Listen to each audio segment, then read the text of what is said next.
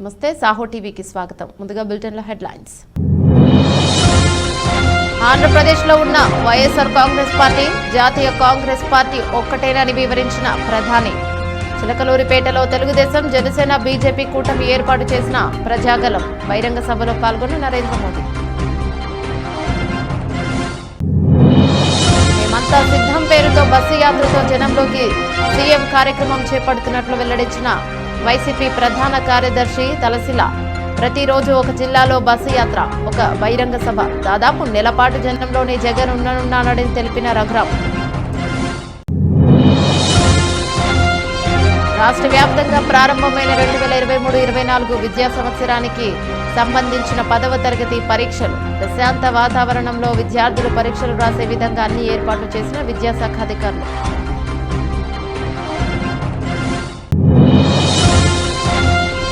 అనకాపల్లి నియోజకవర్గ వైఎస్ఆర్సీపీ ఎమ్మెల్యే అభ్యర్థి మలసాల సమక్షంలో చేరిన వివిధ పార్టీలకు చెందిన నాయకులు.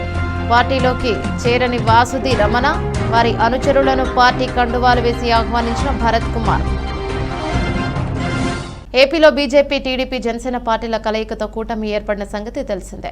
కూటమి ఏర్పడ్డాక నిన్న ఎన్నికల షెడ్యూల్ ప్రకటన వెలువడ్డాక తొలిసారిగా పల్నాడు జిల్లా చిలకలూరిపేట నియోజకవర్గం బొప్పిడి వద్ద భారీ బహిరంగ సభను నిర్వహించారు. ప్రధాని నరేంద్ర మోదీ సభకు హాజరవడంతో అత్యంత ప్రాముఖ్యత ఏర్పడింది. భారత్ మాతాకి జై, నా ఆంధ్ర కుటుంబ సభ్యులందరికీ నమస్కారాలంటూ ప్రధాని నరేంద్ర మోదీ తెలుగులో ప్రసంగం ప్రారంభించారు. మీ అభిమానానికి నేను కృతజ్ఞతలు తెలుపుకుంటున్నానంటూ భారీగా తరలివచ్చిన జన సందోహాన్ని చూసి ఉత్సాహవంతంగా ప్రసంగించారు. ఎన్డీఏకి ఓటు వేయాలి, ఎన్డీఏ లోక్సభ సీట్లు 400 దాటాలని తెలుగులో పిలుపునిచ్చారు.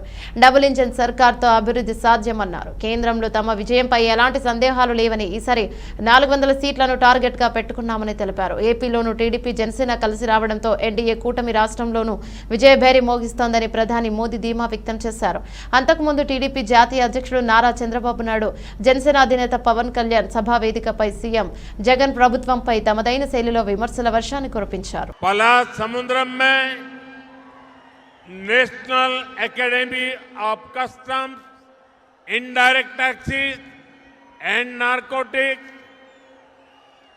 तिरुपति में आईआईटी, तिरुपति में आईसर, करनूल में triple IT DM, Sri City में ट्रिपल आईटी, विशाखापट्टनम में आईआईएम, विशाखापट्टनम में Indian institute of petroleum and energy, Mangalagiri में एम्स, विजयवाड़ा में national institute of design, Tadepalligudem में एनआईटी, विजयनगरम में सेंट्रल ट्राइबल यूनिवर्सिटी, ऐसे कितने ही टॉप एजुकेशनल इंस्टीट्यूट का लोकार्पण या शिलान्यास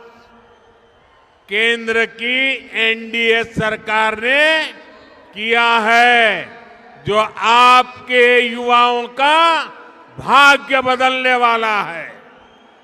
ఆంధ్ర రాష్ట్రంలో ఉన్నటువంటి నిద్రావస్థలో యువతలో ఉన్నటువంటి నైపుణ్యాన్ని తట్టి లేపడానికి, ఆంధ్ర రాష్ట్రాన్ని ఒక గొప్ప విద్యా కేంద్రంగా చేయాలి అనేటువంటి సంకల్పం కేంద్ర ప్రభుత్వానిది.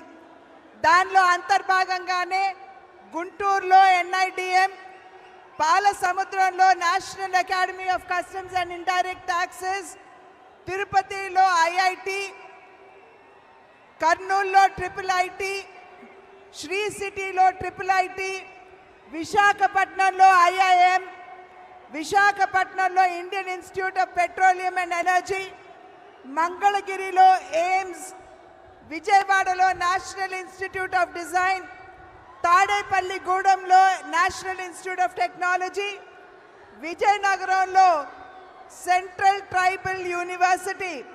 ఇవన్నీ కూడా చాలా చాలా ప్రధానమైనటువంటి కేంద్ర విద్యా సంస్థలు. ఆ సంస్థలన్నిటినీ ఇవాళ ఆంధ్ర రాష్ట్రంలో ఆంధ్ర రాష్ట్రంలో ఉన్నటువంటి యువతలో ఏపీలో మే 13న అసెంబ్లీ లోక్సభకు ఎన్నికలు జరగనున్నాయి. ఇప్పటికే అన్ని పార్టీలు విజయమే లక్ష్యంగా ప్రచార పర్వంలో దూసుకుపోతున్నాయి. వైసీపీ అధినేత సీఎం జగన్ కూడా సిద్ధం సభలతో ప్రచారాన్ని ప్రారంభించారు. ఈ సంవత్సరంగా వైసీపీ ఎమ్మెల్సీ తలసిల రఘురాం మాట్లాడుతూ మేమంతా సిద్ధం పేరుతో జగన్ ప్రజల్లోకి వెళ్లబోతున్నారని చెప్పారు. ఈ నెల 27 నుంచి జగన్ బస్సు యాత్ర ప్రారంభమవుతోందని తెలిపారు. సిద్ధం సభలు జరిగిన 4 ప్రాంతాలు మినహా అన్ని పార్లమెంటు నియోజకవర్గాల్లో సభలు జరుగుతాయని చెప్పారు. ప్రతిరోజు జగన్ ప్రజల్లోనే ఉంటారు. రాత్రి కూడా ప్రజల మధ్య నిద్రిస్తారని తెలిపారు. ప్రజల మనసులో ఏముందో తెలుసుకునే ప్రయత్నం జగన్ చేస్తారని చెప్పారు. రేపు పూర్తి షెడ్యూల్ వెల్లడిస్తామని తెలిపారు. అంటే ఈ 4 సిద్ధం జరిగిన బహిరంగ సభలు జరిగిన జిల్లాలను మినహాయించి మిగతా పార్లమెంట్ నియోజకవర్గాల్లో ప్రతి నియోజకవర్గంలో ప్రతిరోజు ఒక బహిరంగ సభ, ఒక పార్లమెంట్ స్థాయిలో ఒక బహిరంగ సభ జరిగే విధంగా ఇప్పటికి ప్రణాళిక రూపొందించుకోవడం జరిగింది. ఈ నెల రోజులు కూడా ఈ సభలు జరిగినన్ని రోజులు జగన్మోహన్ రెడ్డి గారు ఇంటి దగ్గర బయలుదేరిన తర్వాత పూర్తిగా ప్రజల్లోనే మమేకమై ప్రజల్లోనే రోజు అక్కడే రాత్రి బస కూడా అక్కడే ఉంటుంది. పూర్తి స్థాయిలో ఆయనకు ప్రజలకు అందుబాటులో ఉండే విధంగా ప్రతి పార్లమెంట్ నియోజకవర్గంలో అక్కడున్న మేధావులు స్థానికులందరితో కూడా ఒక ఇంటరాక్షన్ కూడా ప్రతిరోజు జరుగుతుంది. ప్రతిరోజు సాయంత్రం పూట బహిరంగ సభ, అట్లా అనేక ఈ రకంగా ప్రజలందరిలో కూడా ఆయన మమేకమై ప్రతి ఒక్క ప్రజల అభిప్రాయాలను తెలుసుకోవటం, రాబోయే రోజుల్లో జరిగే పరిపాలనలో ఈ అభిప్రాయాలన్నీ మేళవింపు చేసే విధంగా ఈ ప్రణాళికను రూపొందించుకోవడం జరిగింది. రేపు దీనికి సంబంధించిన పూర్తి స్థాయి ప్రణాళికనంతా కూడా రేపు పొద్దున్న షెడ్యూల్ని మీకు ఇస్తాం. డేటు అన్ని కూడా, ఎందుకంటే 26, 27 తేదీల్లో ఉంటుంది బహుశా. దానికి సంబంధించిన పూర్తి స్థాయి షెడ్యూల్ మొదటి 4-5 రోజుల షెడ్యూల్ని కూడా రేపు రిలీజ్ చేస్తాం. లేదు, 175కి సంబంధం లేదు. ఇది ప్రతి పార్లమెంట్ నియోజకవర్గంలో ఒక బహిరంగ సభ జరిగే విధంగా రూపొందించాం. మళ్లీ చెప్తున్నా, మొన్న జరిగిన 4 సిద్ధం బహిరంగ సభలు ఆ జిల్లాలను మినహాయించి మిగతా 21 పార్లమెంట్ 21 బహిరంగ సభలు నిర్వహించారు. అనకాపల్లి వైఎస్ఆర్ కాంగ్రెస్ పార్టీ కార్యాలయంలో అనకాపల్లి నియోజకవర్గ వైఎస్ఆర్సీపీ ఎమ్మెల్యే అభ్యర్థి మలసాల భరత్ కుమార్ సమక్షంలో అనకాపల్లి మండలం మాకవరం గ్రామానికి చెందిన పలువురు కార్యకర్తలు వైసీపీలో చేరారు. మాకవరం గ్రామానికి చెందిన వాసుది రమణ, వారి అనుచరులు వెంకటరమణ, రమేష్, ఆదిబాబు, రాము, సాయి తదితరులు 15 మంది వైసీపీ అనకాపల్లి మండల అధ్యక్షుడు పెద్దిశెట్టి గోవింద ఆధ్వర్యంలో వైసీపీలో చేరారు. వీరిని ఎమ్మెల్యే అభ్యర్థి మలసాల భరత్ కుమార్ కండువా వేసి పార్టీలోకి ఆహ్వానించారు. ఈ సందర్భంగా మలసాల భరత్ కుమార్ మాట్లాడుతూ పార్టీ కోసం కష్టపడే వారికి మంచి భవిష్యత్తు ఉంటుందని, అందుకు ఈ రోజు వైసీపీ నాయకులే ఉదాహరణ అని భరత్ కుమార్ అన్నారు.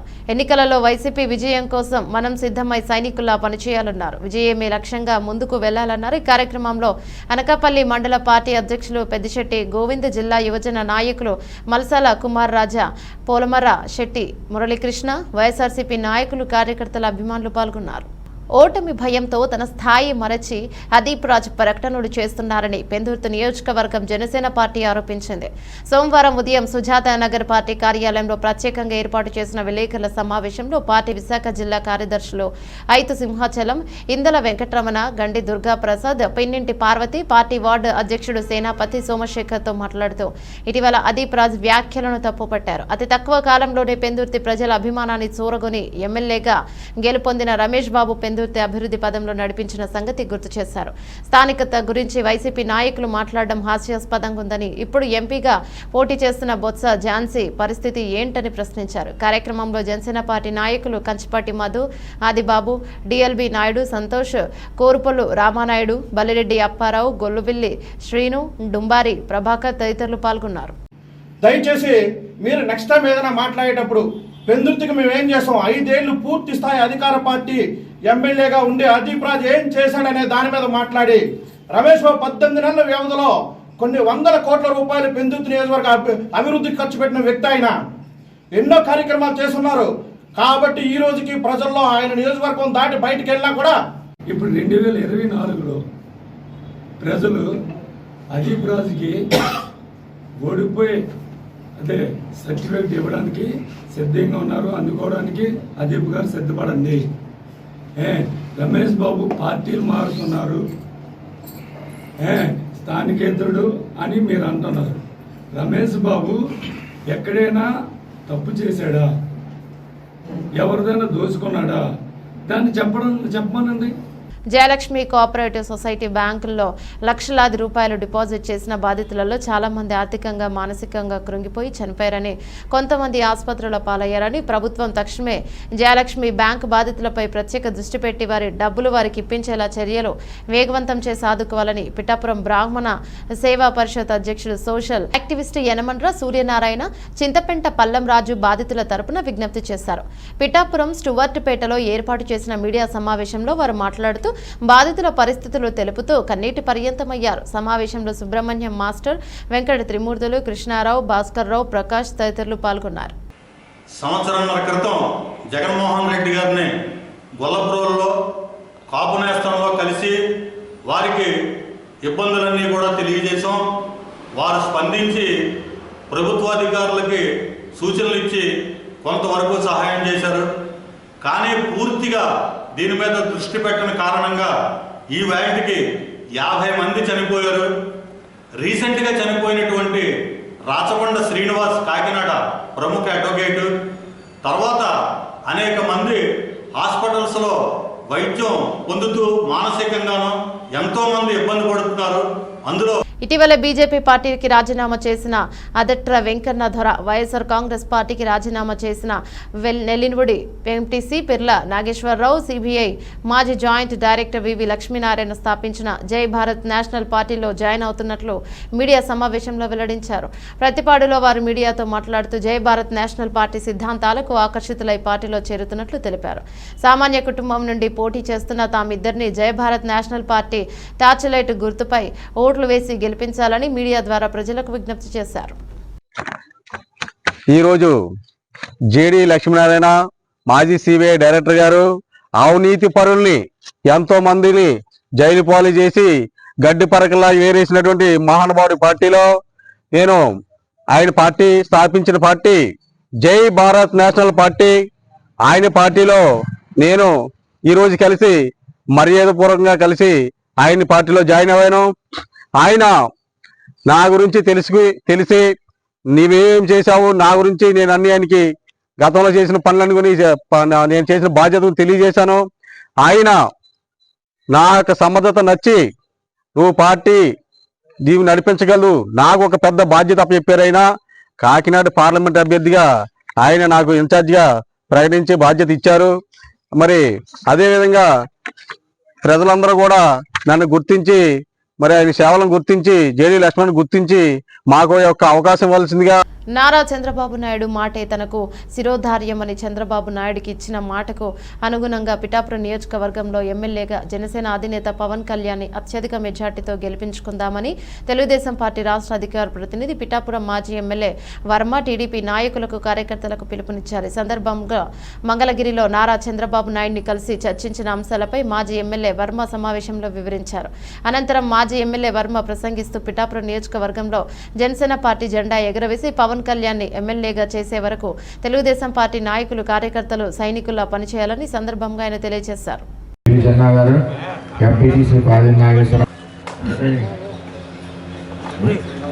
ఇలాగా బయట నుంచి అందులోనే ఒక పిఠాపురానికే కాకుండా తగిన విధంగా ప్రవర్తించుంటే తండ్రికి పిల్లలు బాధపడుతున్నారని తెలియడం కోసం చేశాం.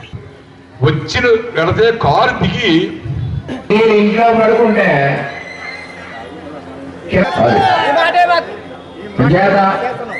ఈ సహనంతో ఉండండి. మనకి ఎలక్షన్ కావాలి, ఎలక్షన్ చేయాలి. అడగలేదు, రైతుల కోసం అడిగాం, ఆ ప్రాజెక్టులు ఇస్తా ఉన్నారు. సంవత్సరాలు కష్టపడి తెలుగుదేశం కార్యకర్తలు నిర్మాణం చేసిన ఇల్లు పునాదుల నుంచి పిల్లర్ లెగ్స్ ఉంది. అంత ఫౌండేషన్ అంత బలంగా ఉన్న తెలుగుదేశం పార్టీ ఈరోజు పవన్ కళ్యాణ్ గారిని గెలిపిస్తుంది. అంత పునాదేశం మనం బాధ ఉంటుంది మనకి. కానీ ఇక్కడ చంద్రబాబు నాయుడు గారి బాధ ఇంకా ఎక్కువగా ఉంది. మొన్న మన కార్యకర్తల యొక్క బాధ, ఆవేదన, తండ్రి గుండె చప్పుడు, ఎంత ఇబ్బంది ఉన్నా పిఠాపురానికి మీరు త్యాగం చేశారు. మీ త్యాగాన్ని నేను గుండెల్లో పెట్టుకున్నాను. ఆయన కూడా బాధపడడం జరిగింది. నిజంగా చెప్పాలంటే నేను ఎంత బాధపడ్డానో నా ముందు ఆయన కంట్లో ఎప్పుడూ చూడగానే గుడ్డుల్లో కన్నీరు తిరిగింది. నీకు 2014లో బాధ పెట్టాను నీ కుటుంబాన్ని. ఇప్పుడు బాధ పెట్టకూడదని చెప్పి ఈ రోజు వరకు నేను టికెట్ని అలా హోల్డ్ చేశా. కానీ ఒక రాష్ట్ర ప్రెసిడెంట్ అధ్యక్షుడు పవన్ గారు అడిగినప్పుడు నేను మాట్లాడే పరిస్థితి లేదు, గౌరవించవలసిన పరిస్థితి కూడా ఉంది. ఆయన కూడా తప్పట్ల. బాధితులకు సత్వర న్యాయం అందించడమే లక్ష్యం. హ్యూమన్ రైట్స్ కౌన్సిల్ రాష్ట్ర కార్యదర్శి ఎం శ్యామ్ ప్రసాద్ బాధితులకు సత్వర న్యాయం అందించడమే లక్ష్యంగా హ్యూమన్ రైట్స్ కౌన్సిల్ పనిచేస్తోందని కౌన్సిల్ రాష్ట్ర కార్యదర్శి ఎం శ్యామ్ ప్రసాద్ అన్నారు. అనకాపల్లి పట్టణంలోని YMVA హాల్లో ఆదివారం నిర్వహించిన సమావేశానికి ఆయన ముఖ్య అతిథిగా పాల్గొని మాట్లాడారు. అనకాపల్లి జిల్లా పరిధిలో వందల సమస్యలు ఉన్నాయని, రాజ్యాంగం కల్పించిన హక్కులకు భంగం కలిగేలా సమస్యలు ఉన్నప్పుడు న్యాయస్థానాల ద్వారా సత్వర న్యాయం అందించేలా చర్యలు తీసుకుంటామన్నారు. అనకాపల్లి చుట్టుపక్కల మండలాలు, గ్రామాలలో భూములు, ఆరోగ్య, విద్య, వైద్య తదితర సంబంధిత సమస్యలు ఎక్కువగా ఉన్నాయన్నారు. బాధితులకు న్యాయం చేయడానికి చట్టం ఏ విధంగా సహకరిస్తుంది అని తెలియజేసేలా అవగాహన కార్యక్రమాలు నిర్వహించనున్నామన్నారు. ముఖ్యంగా మానవ హక్కుల కౌన్సిల్ లక్ష్యం మనం జీవించాలి, ఇంకొకరిని మంచి జీవితం అందించాలని. చట్టం ఎక్కడైతే గట్టిగా అమలవుతుందో అక్కడ బాధితులకు న్యాయం జరుగుతోందన్నారు. ప్రజలు జీవించి ఉండే పరిసర ప్రాంతాల్లో పరిశ్రమలు నెలకొల్పడం హక్కుల భంగమే అన్నారు. జీవించే హక్కుకు భంగం కలిగించే ఏ సమస్య అయినా మా దృష్టికి తీసుకువస్తే అవసరం జాతీయ మానవ హక్కుల కమిషన్ దృష్టికి తీసుకెళ్లి మేజర్ సమస్యలను రాజకీయాలకు అతీతంగా పరిష్కరించేందుకు కృషి చేస్తామన్నారు. State executive council member SV Ramana మాట్లాడుతూ జీవించడానికి ప్రతి ఒక్కరి హక్కును రాజ్యాంగం కల్పించిందని, వాటితో పాటు బాలల హక్కులు, మానవ హక్కులు తదితరవి ఉన్నాయని అన్నారు. వచ్చే నెల 21వ తేదీన అనకాపల్లిలో ఇదే హాల్లో హక్కులపై అవగాహన కార్యక్రమాలను నిర్వహించనున్నామని తెలిపారు. ఈ కార్యక్రమంలో కౌన్సిల్ సభ్యులు K. Paidirajureddy, R. Satyasri, SV Madhu, N. Apparao, doctor CS Kumar, V. Suresh, M. Nageswararao తదితరులు పాల్గొన్నారు. ఇక్కడ విశాఖపట్నం నుంచి వచ్చి అనకాపల్లి జిల్లాకి ప్రత్యేకంగా ఉండాలని చెప్పే భావంతో ఇక్కడ సమావేశాన్ని నిర్వహించారు. ఇక్కడ అనకాపల్లి చుట్టుపక్కల ప్రాంతాలు, ఈ మండలాలు, గ్రామాల్లో ఉన్నటువంటి భూ సమస్యలు, ఆరోగ్య సమస్యలు, విద్యా సమస్యలు, ఇలాంటివన్నింటినీ కూడా మేము మా సంస్థ నుంచి ఎప్పటికప్పుడు పరిష్కరించడానికి కృషి చేస్తున్నాము.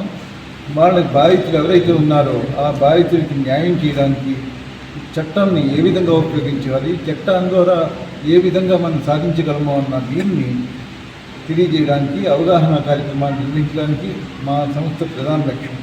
తర్వాత బాధితులు మానవ హక్కుల కౌన్సిల్ సంస్థ ముఖ్యోద్దేశం ఒకటే, మనం జీవించాలి, ఇంకొకరిని కూడా మంచి జీవితాన్ని అందజేయగలగాలి. Live and let live. Our policy is live and let live. And to protect the rights of each and every citizen who are while getting the virus. Ambedkar Konaseema జిల్లా కొత్తపేట నియోజకవర్గం పరిధిలో 10 లక్షల విలువ గల 202 కేజీల గంజాయిని పోలీసులు పట్టుకున్నారు. మారేడుమిల్లి నుండి తిరుపతికి మహీంద్రా జైల్లో వాహనంలో తరలిస్తున్న 3 యువకులు పోలీసులు 2 నిందితులను అదుపులోకి తీసుకోగా ఒకరు పరారీ అయ్యారు. ఈ సందర్భంగా trainee DSP Vishnu Swaroop media సమావేశంలో మాట్లాడుతూ రహస్య సమాచారం మేరకు రావులపాలెంలో వాహనాల తనిఖీ చేపట్టగా మహీంద్రా జైల్లో వాహనంలో 11 బస్తాలలో 202 కేజీలు గంజాయిని 3 యువకులు తరలిస్తుండగా పోలీసులు పట్టుకున్నారు. వీరిలో ఒక యువకుడు పరారీ కాగా 2 యువకులను వాహనాన్ని అదుపులోకి తీసుకుని వారిని విచారించగా మారేడుమిల్లి నుండి తిరుపతికి తరలిస్తున్నట్లు నిందితులు తెలిపారని, వీటి విలువ సుమారు 10 లక్షల రూపాయల వరకు ఉంటుందన్నారు. గంజాయిని తరలించడంలో ముఖ్య కారకులు ఎవరనేది ప్రత్యేక బృందంతో దర్యాప్తు చేస్తున్నామని, త్వరలోనే పూర్తి వివరాలు వెల్లడిస్తామని ట్రైనీ DSP తెలిపారు. అంబేద్కర్ కోనసీమ డిస్ట్రిక్ట్ SP శ్రీధర్ గారు ఉత్తర్వుల మేరకు అడిషనల్ SP సార్ మరియు DSP కొత్తపేట సార్ సహకారం మేరకు మాకు వచ్చిన ఖచ్చితమైన ఇన్ఫర్మేషన్ ప్రకారం ఈరోజు ఉదయం మేము ఒక వెహికల్ లోడెడ్ గాంజాని పట్టుకోవడం జరిగింది. ఇక్కడ మొత్తం 3 ముద్దాయిలు ఉన్నారు దాంట్లో. బట్ ఈ పట్టుకునే ప్రక్రియలో ఒకతను తప్పించుకున్నారు, ఇంకో 2 పట్టుకున్నాము. సో మొత్తం మేము ఈ గాంజాని వెయిట్ చేసిన తర్వాత మాకు ఇది 202 కేజీలు అంటే 202 కేజెస్. ఇది మొత్తం వాల్యూ వచ్చేసి 10 లక్షలు సుమారుగా. ఈ మొత్తం వాల్యూ మొత్తం 10 lakhs అనమాట. ఈ ఫర్దర్ ఇన్వెస్టిగేషన్ మేము కంటిన్యూ చేస్తున్నాము. మాకు వచ్చిన ప్రస్తుతం ఇన్ఫర్మేషన్ ప్రకారం ఇది మారేడుమిల్లి నుంచి తిరుపతి వరకు తరలిస్తున్నారని చెప్పి మాకు వచ్చింది ఇన్ఫర్మేషన్. సో మారేడుమిల్లి నుంచి వీళ్ళు లోడ్ చేసుకొని తిరుపతికి వెళ్తూ ఇక్కడ మేము పెట్టిన ఈ నిఘాలో మేము పట్టుకున్నాము. సో ఫర్దర్ ఇన్వెస్టిగేషన్ కంటిన్యూ చేస్తున్నాము. మాకు సహకారం పైనుంచి కూడా ఉంది. సో ఖచ్చితంగా వీళ్ళు మొత్తాన్ని కూడా ఎట్లా ట్రాన్స్ఫర్ చేస్తున్నారు, ఎవరికి ఇస్తున్నారు, అలాగే వీళ్ళు ఎలా ఎంత ఫ్రీక్వెంట్గా చేస్తున్నారు అనేది మీకు ఫర్దర్ డీటెయిల్స్ మీకు వితిన్ ఒక 1 వీక్లో మీకు తెలియపరుస్తాం. వివరాలు మేము తెలుపుతామండి. ప్రస్తుతానికైతే మేము వీళ్ళు జైలో వెహికల్ అండి, ఒకటి జైలో వెహికల్. ఇది వచ్చేసి దీని విలువ ఒక 2.5 లక్షలు 3 లక్షల వరకు ఉండొచ్చు. సో ఈ జైలో వెహికల్లో వీళ్ళు మొత్తం బస్తాల్లో పెట్టుకునేసి గాంజాను తరలిస్తున్నారండి. ఎన్ని బస్తాలు ఉన్నాయి సార్? ఇది మొత్తం వచ్చేసి 11 బస్తాలు ఉన్నాయి. సో మేము వెయిట్ చేసిన తర్వాత మొత్తం 11 బస్తాలు కూడా మనకి 202 కేజీలు వచ్చిందండి. సో వాల్యూ ఎంత కట్టారు సార్? వాల్యూ 10 లక్షలు వస్తుందండి సుమారుగా. వెహికల్ వాల్యూ కాకుండా వెహికల్ వాల్యూ 2.5-3 లక్షలు ఉండొచ్చండి. గాంజా వాల్యూ 10 లక్షలు ఉండొచ్చండి. కాకినాడ సముద్ర ముఖ ద్వారం నుండి సుమారు 500 స్క్వేర్ కిలోమీటర్ల దూరంలో వరకు ఓఎన్టీసీ సంస్థ ఆధ్వర్యంలో చేపడుతున్న సిస్టమిక్ సర్వే కారణంగా జీవనోపాధి కోల్పోతున్న మత్స్యకార కుటుంబాలను ఆదుకునేందుకు గను పలు పోరాటాలు ఆందోళనలు సర్వే నిమిత్తం ఒడ్డు నుండి సముద్రం లోపలికి వెళ్లే యంత్ర పరికరాలను సైతం నిలుపుదల చేసి ఆందోళన శిబిరం కొనసాగిస్తున్న సమయంలో ఎట్టకేలకు సోమవారం జిల్లా కలెక్టర్ నేతృత్వంలో ఓఎన్టీసీ మేనేజ్మెంట్ ప్రతినిధులతో ఏర్పాటైన సమావేశంలో మత్స్యకారులకు ఓఎన్టీసీ ప్రతినిధులకు సుమారు 2 గంటల పాటు చర్చలు జరిపారు. అనంతరం ఓఎన్టీసీ ఒక మెట్టు దిగి మత్స్యకారుల డిమాండ్స్ పరిష్కారం కోసం సానుకూలంగా స్పందించారని మత్స్యకార నాయకులు వాసుపల్లి కృష్ణ తెలిపారు. ఈ సందర్భంగా ఆయన మాట్లాడారు. ఈ కార్యక్రమంలో మత్స్యకార సంఘం నాయకులు చెక్క చక్రవర్తి, చింత శ్రీనివాస్, నూకరాజు తదితరులు ఉన్నారు. మత్స్యకార గ్రామాలన్నీ కలిపి ఉప్పాడు నుండి ఉప్పలంక వరకు ప్రతి మత్స్యకార గ్రామం నుంచి పెద్దలు, గ్రామస్తులు అందరూ కలిపి కలెక్టర్ గారి సమక్షంలో ఒక మీటింగ్ ఏర్పాటు చేయడం జరిగింది. ఓఎన్జీసీ యాజమాన్యాన్ని రప్పించి ఈ మత్స్యకారులకు ఉన్న నష్టం ఏంటో మీరు చూడండి అని చెప్పేసి డైరెక్ట్గా జాయింట్ డైరెక్టర్ని కూడా ఇక్కడికి పిలిపించడం జరిగింది. జాయింట్ డైరెక్టర్ గారు అధ్యక్షతన ఈరోజు జరిగిన మీటింగు ఆంతర్యం ఏంటంటే, మీకు జరిగిన నష్టం ఏంటి, మీకు జరిగిన నష్టం ఏంటి అన్న దాని మీద ఒక సర్వే మొత్తం డిపార్ట్మెంటు కానీ లేకపోతే ఓఎన్జీసీ యాజమాన్యంతో సహా ఉంటుంది.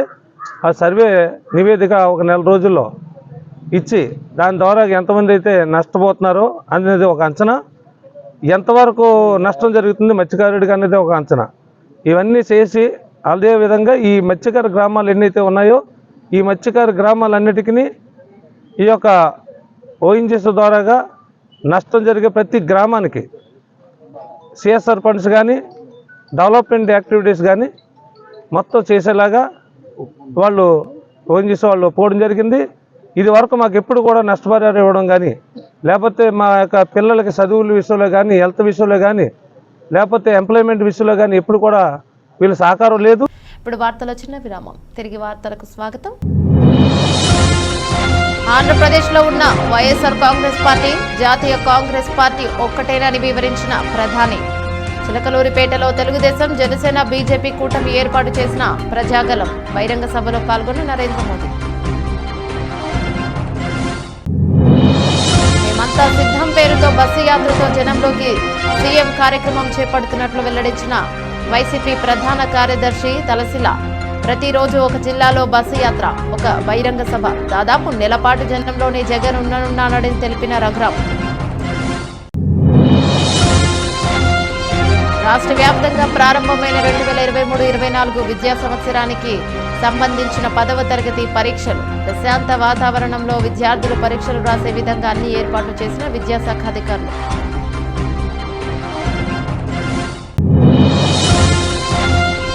అనకాపల్లి నియోజకవర్గ వైఎస్ఆర్సీపీ ఎమ్మెల్యే అభ్యర్థి మలసాల సమక్షంలో చేరిన వివిధ పార్టీలకు చెందిన నాయకులు.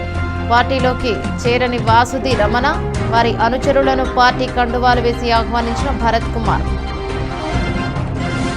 ఇవి నాటి వార్తా విశేషాలు. తిరిగి మరిన్ని వార్తలతో మళ్ళీ కలుద్దాం. అందరికి సెలవు. నమస్తే.